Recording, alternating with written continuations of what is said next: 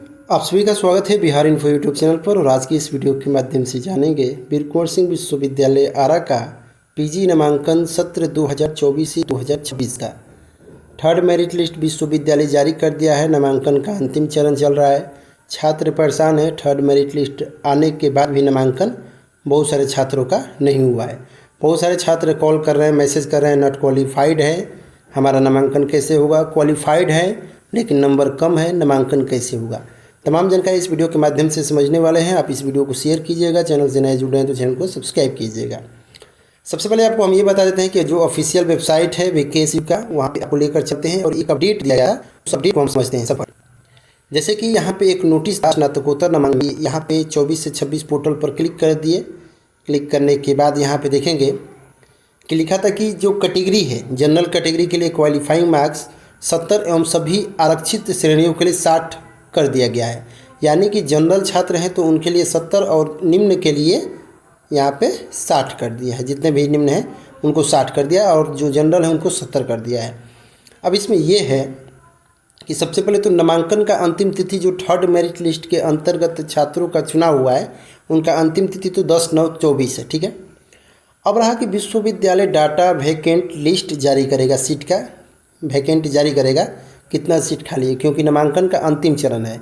अब जो नामांकन होगा स्पॉट के तहत होगा। स्पॉट का मतलब कि अब जो सब्जेक्ट है, जैसे कि यहाँ पे देखिए, यहाँ पे देखेंगे कि यही जो सूचना है यहाँ पे दिया गया है और सबसे आपको लेकर चलते हैं व्यू कट ऑफ पे। ठीक है।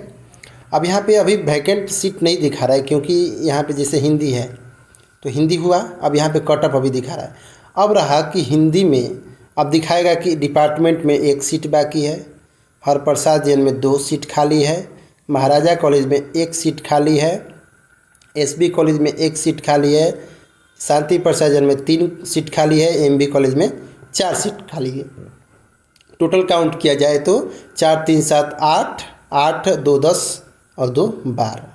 अब टोटल दिखाएगा यहाँ पे कि हिंदी में 12 सीट खाली है। अब ऐसे ही सीट वैकेंट दिखाएगा और इस सीट पर क्या होगा, स्पॉट नामांकन होगा। स्पॉट नामांकन के लिए आपके पास एप्लीकेशन आईडी और डेट ऑफ बर्थ होना जरूरी है। अब रहा कि स्पॉट नामांकन में नॉट क्वालिफाइड छात्रों को लेगा कि क्वालिफाइड छात्रों को लेगा, इसके लिए विश्वविद्यालय अभी तक कोई ऑफिशियल डेट जारी नहीं किया है, ऑफिशियल नोटिस भी जारी नहीं किया है कि नॉट क्वालिफाइड जितने भी छात्र हैं उनको भी शामिल कर लिया जाए।